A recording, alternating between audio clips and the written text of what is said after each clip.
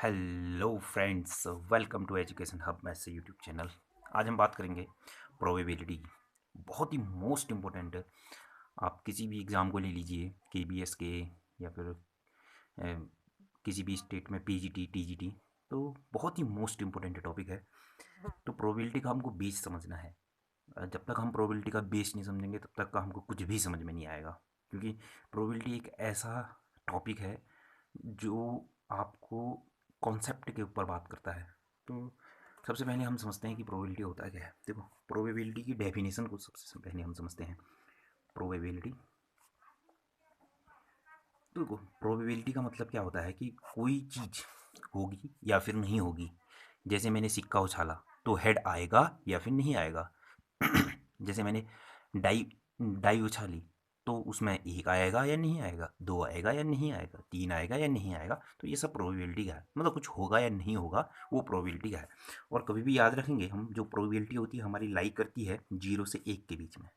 अगर कभी p बराबर 0 आ जाए तो इसका मतलब अकरेंस नहीं हुआ है, तो इसका मतलब कोई भी इवेंट अकर नहीं हुई है।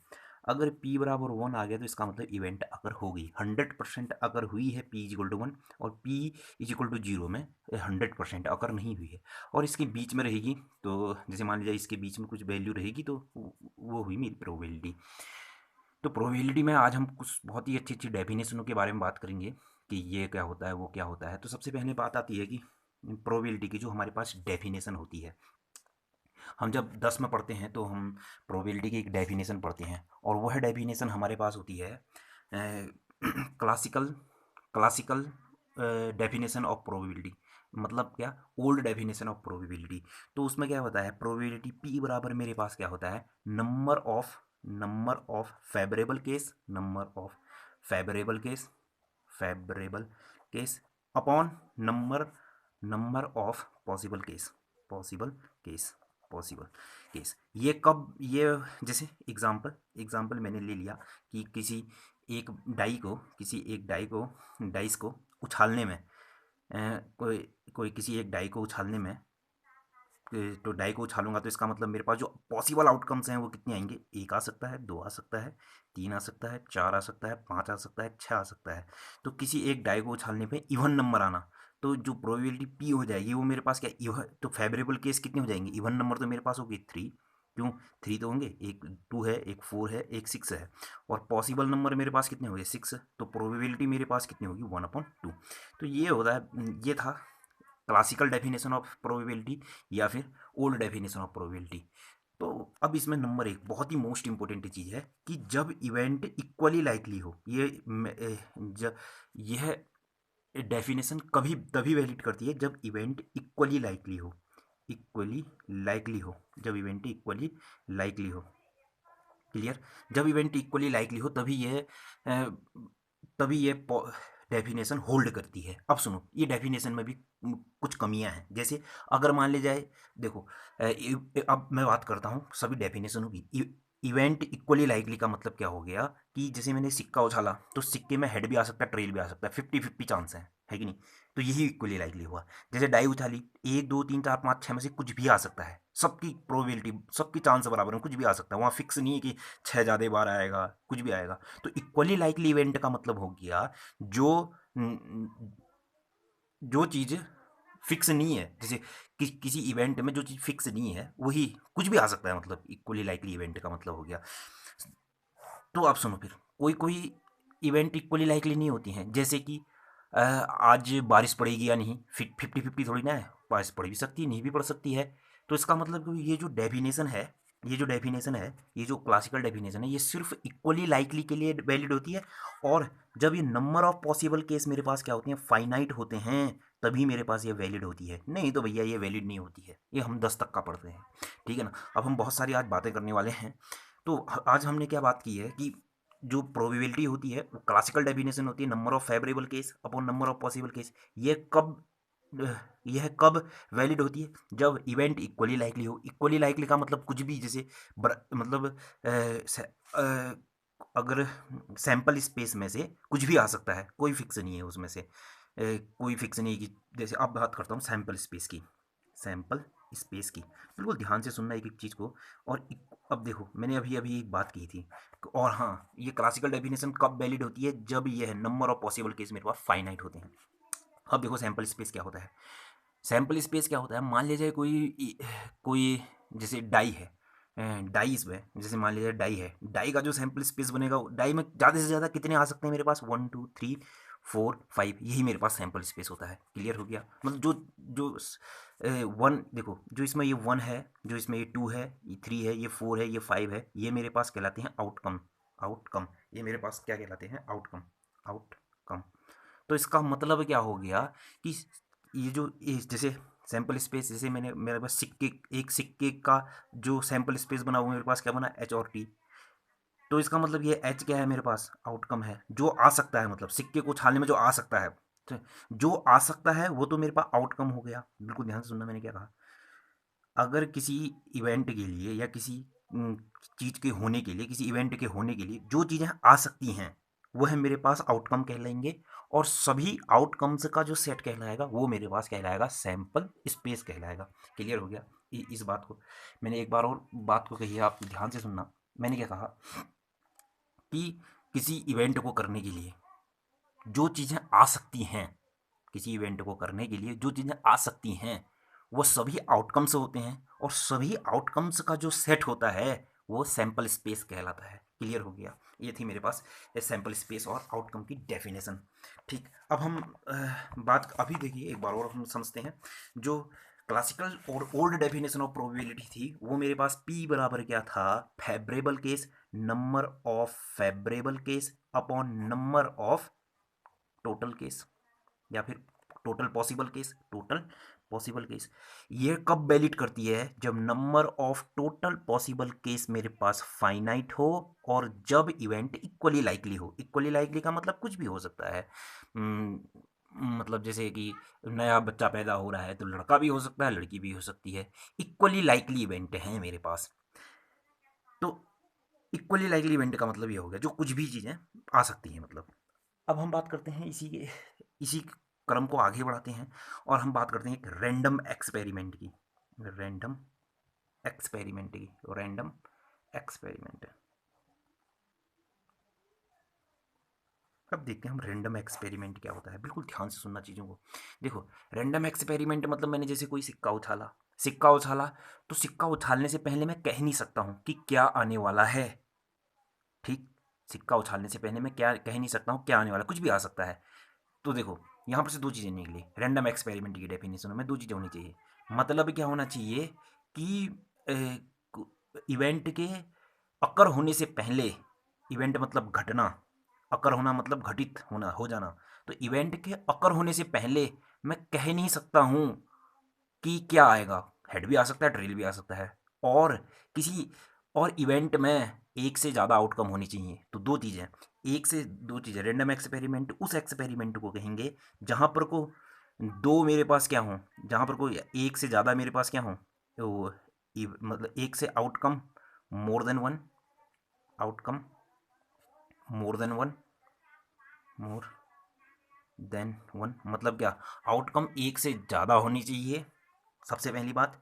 और आउटकम के आने से पहले मैं कह नहीं सकता हूँ कि, जैसे मैंने सिक्का उछाला कि, तो मैं कह नहीं सकता हूँ कि हेड ही हेड आएगा, कुछ भी आ सकता है, हेड या ट्रेल। तो इसका मतलब क्या, रैंडम एक्सपेरिमेंट उस एक्सपेरिमेंट को कहते हैं जहाँ जिसमें आउटकम एक से ज़्यादा होते हैं, और एक चीज़ आने से पहले मैं, मतलब एक चीज़ हो आने से पहले कह नहीं सकता हूँ कि कुछ भी आ सकता है, मतलब हेड ट्रेल। जैसे पासा है, पासे को उछालने में क्या, एक से लेकर के छः तक का कुछ भी आ सकता है, एक से लेकर के छः तक का कुछ भी आ सकता है।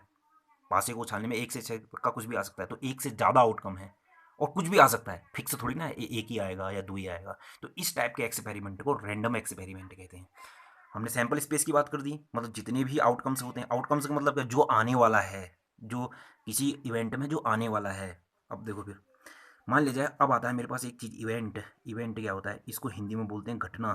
तो ये घटना क्या होती है, इवेंट। तो ध्यान से देखते हैं इवेंट क्या होती है।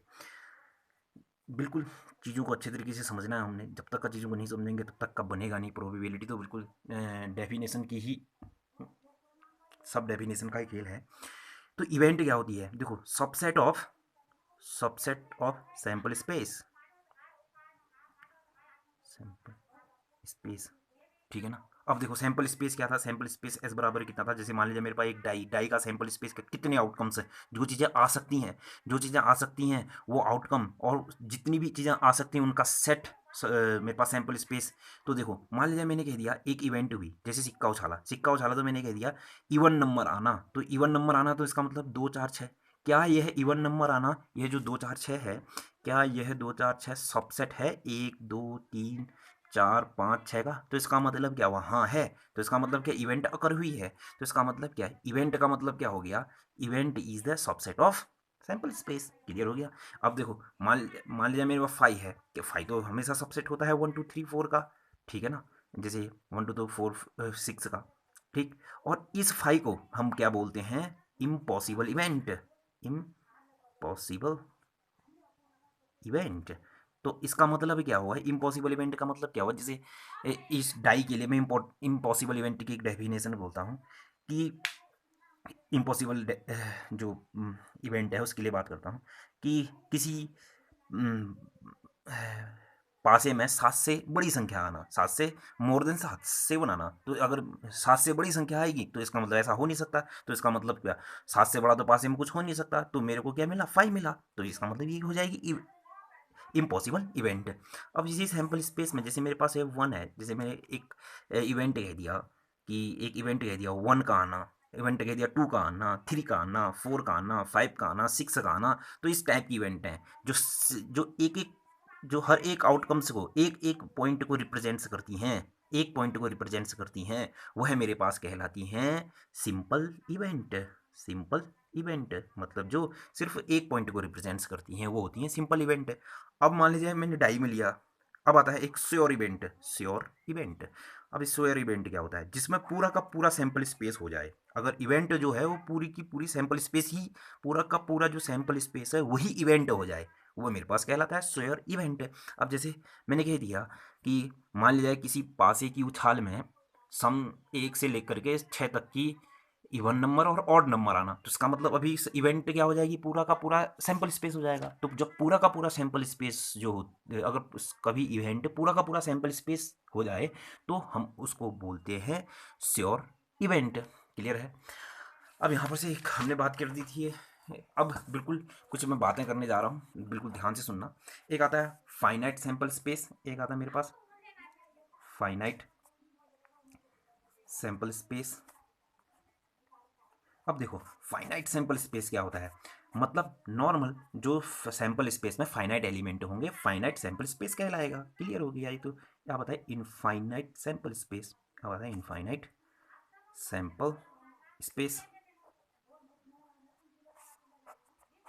देखो इनफाइनाइट सैंपल स्पेस में क्या होता है, देखो अगर मान लीजिए एस में मेरे पास इनफाइनाइट एलिमेंट होनी चाहिए, मतलब सैंपल स्पेस में इनफाइनाइट एलिमेंट होना चाहिए, ठीक है। अभी इस इनफाइनाइट में भी दो चीज़ें होनी चाहिए, या तो ये मेरे पास क्या होना चाहिए, नॉन डिनोमिनेबल होना चाहिए, नॉन डिनोमिनेबल होना चाहिए।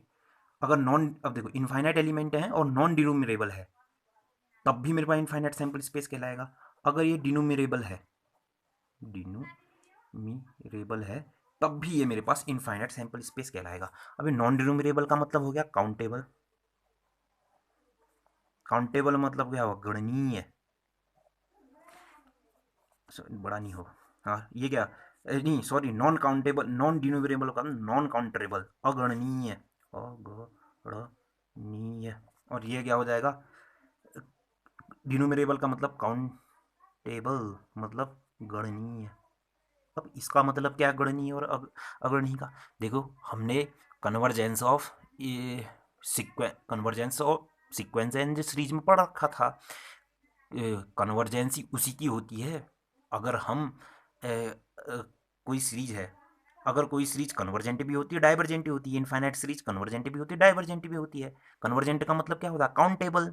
तो क्या इनफाइनाइट चीज़ हमेशा काउंटेबल नहीं हो, ऐसा नहीं हो सकता है, काउंटेबल हो भी सकता है, काउंटेबल नहीं भी हो सकता है। हमने convergence of sequence and series में पढ़ रखा है, जो चीज़ कोई इनफाइनाइट सीरीज अगर काउंटेबल होती है तो उसको हम क्या बोलते हैं, कन्वर्जेंट, नहीं होती है तो हम डाइवर्जेंट बोलते हैं। क्लियर। तो अब सुनिए बिल्कुल ध्यान से, तो इनफाइनाइट नंबर हैं तो वो काउंटेबल भी हो सकते हैं, नॉट काउंटेबल हो सकते, कुछ भी हो सकते हैं। तो इसका मतलब वो मेरे पास इनफाइनाइट सैंपल स्पेस कहलाएगा। अब इसी में एक चीज़ आती है continuous sample space. Continuous sample space, sample space. अब देखो, कोई कंटिन्यूस सैंपल स्पेस होने के लिए मेरे को सैंपल स्पेस इनफाइनाइट होना चाहिए, और इनफाइनाइट सैंपल स्पेस होगा और वो सिर्फ नॉन डिनोमिनेबल होगा, बस हो गया। मतलब अगणनीय होगा, नॉन काउंटेबल होगा। तो इस टाइप के सैंपल स्पेस होता है, इसको बोलते हैं कंटिन्यूस सैंपल स्पेस। क्लियर। अब आती है उसके बाद प्रोबेबिलिटी में बिल्कुल चीज़ों को बहुत अच्छी तरीके से ध्यान देना। एक आता है mutually exclusive event. Mutually exclusive event, exclusive event, mutually exclusive event. अभी म्यूचुअली एक्सक्लूसिव इवेंट क्या होता है, बिल्कुल ध्यान से समझना। अगर दो इवेंट हैं, मान लिया जाए कोई सैंपल स्पेस है, जैसे डाई का सैंपल स्पेस है मेरे पास 4, 5 और फिर 6। एक इवेंट ई है मेरे पास, 3 से छोटा आना, 3 से छोटा आना तो मतलब 1, 2, और एक इवेंट E2 है मेरे पास, 4 से बड़ा आना, 5 और 6। अगर मैं इन दोनों का इंटरसेक्शन करूं तो 100% मेरे पास क्या आएगा मेरे बच्चों, 5 आएगा। आएगा। तो इस टाइप की जो इवेंट है, मतलब क्या हो गया, म्यूचुअली एक्सक्लूसिव इवेंट उसे कहते हैं जब दो इवेंट का इंटरसेक्शन अगर मेरे पास 5 होता है तो उसे बोलते हैं म्यूचुअली एक्सक्लूसिव इवेंट। याद रहेगा। तो म्यूचुअली एक्सक्लूसिव इवेंट का मतलब क्या हो गया, अगर दो चीज़ों का मैं इंटरसेक्शन करूं और वो क्या आ जाए मेरे पास, 5 आ जाए, तो उसे बोलते हैं म्यूचुअली एक्सक्लूसिव इवेंट। अब आता है एक एग्जॉस्टिव इवेंट। Exhaustive event. अब आता है एग्जॉस्टिव इवेंट। एग्जॉस्टिव इवेंट क्या होती है, कोई सैंपल स्पेस ऐसे है, अभी सैंपल स्पेस में बहुत सारी मेरे पास क्या इवेंट होंगी। तो एग्जॉस्टिव इवेंट तब कहेंगे जब ये है मेरे पास इन सब इवेंट्स का इंटरसेक्शन, तो मेरे पास 5 होगा, और जो इनका यूनियन अगर मैं करूँगा तो इसका मतलब मेरे पास पूरा का पूरा सैंपल स्पेस आ जाएगा। तो इसको, इस टाइप की जो इवेंट होती हैं उसको क्या कहते हैं हम, एग्जॉस्टिव इवेंट। क्लियर। तो हमने आज जितनी भी सभी इंपॉर्टेंट चीज़ें थी प्रोबेबिलिटी से रिलेटेड वो चीज़ें पढ़ रही हैं। तो कल हम बात करेंगे डेफिनेशन ऑफ प्रोबेबिलिटी की, और एक एक टॉपिक को मैं प्रोबेबिलिटी के आपको समझाऊंगा। तो अगर आपको वीडियो पसंद आया है तो चैनल को सब्सक्राइब करें और वीडियो को लाइक करें। मिलते हैं नेक्स्ट वीडियो पर।